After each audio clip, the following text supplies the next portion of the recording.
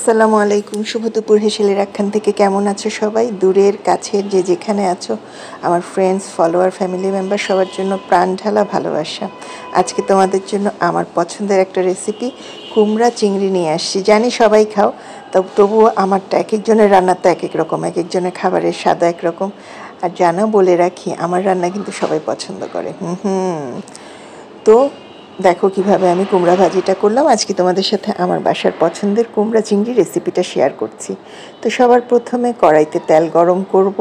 তেল দিব পরিমাণ মতো। পরিমাণ বলতে এখানে আধা কেজির কিছু বেশি কুমড়া আছে, সেজন্য আমি একটু তেল নিয়েছি।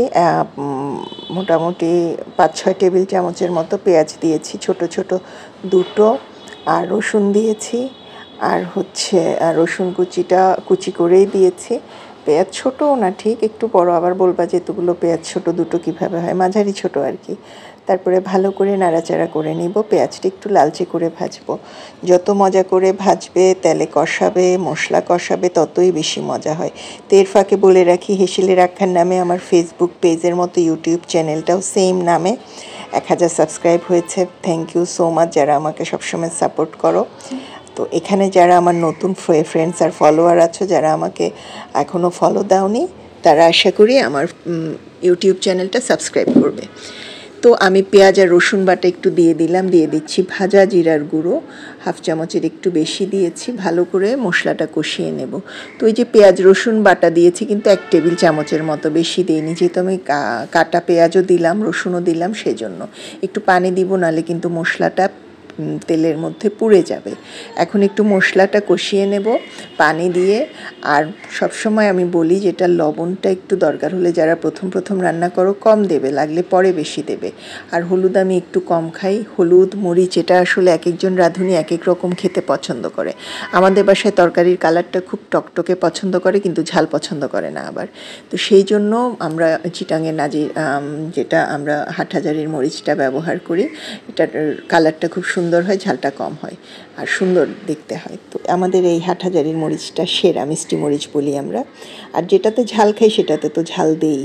তো এই মশলা, মরিচ দিলাম, হলুদ দিলাম। হলুদ কিন্তু কম খাই, নিজে করাই তো হলুদটা, এই জন্য কড়া হলুদ, একদম পাবনার হলুদটা ভীষণ কড়া, এই জন্য হাফেরও কম দিলাম।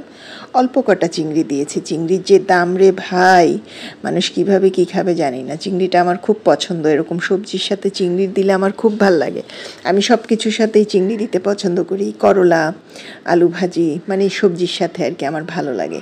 তো এই যে মশলার মধ্যে চিংড়িটা কষিয়ে নিলাম, ফ্লেভারের জন্য ভালো লাগে, খেতে ভালো লাগে, সব কিছুতে আমার চিংড়ি ভালো লাগে। নুডলসেও চিংড়ি দেয়, পাস্তায়ও চিংড়ি দেয়, ফ্রাইড রাইসও দেয়, মানে আমার চিংড়িটা খুব পছন্দ আর কি। কিন্তু ইদানিং কম খাওয়া হয় দাম বেশির জন্য, আর যাদের অ্যালার্জি আছে তারা তো কম খায়।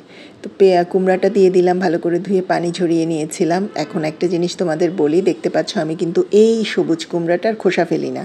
আমার ভীষণ পছন্দ, যেগুলো আমরা ড্যাগা বলি, যেগুলো কড়া সবজি, মানে অত বিচি একদম নরম, বাচ্চা কুমড়া যেগুলো বিক্রি করে আর কি, ছোট ছোট সবজিগুলো বাতি হয়নি, সেগুলো আমি সবসময় খোসা সহ দিয়ে দিই, আমি কখনো খোসা ফেলি না।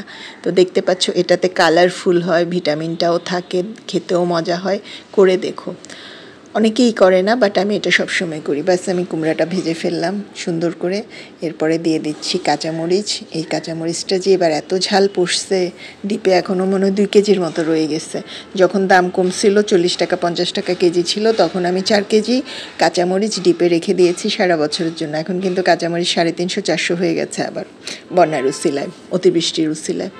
তো কুমড়া ভাজি হতে বেশি সময় লাগে না, আসলে 20 মিনিটের মধ্যেই হয়ে যায়, মশলা টশলা কষানো সহ। আর কুমড়া যেহেতু আমি গলাবো না, একটু কাঁচাই রাখবো, গোটা রাখবো। তো 2 দফা নাড়াচাড়া করে দিব। দেখতে পাচ্ছ কুমড়া হালকা একটু পানি ছেড়েছে, কোনো পানি হবে না। দেখেছিলে যে মশলার পানিটা কষিয়ে ফেলেছে, এটা সবজির পানিটা। তো কুমড়া খুব দ্রুতই সিদ্ধ হয়ে যায়।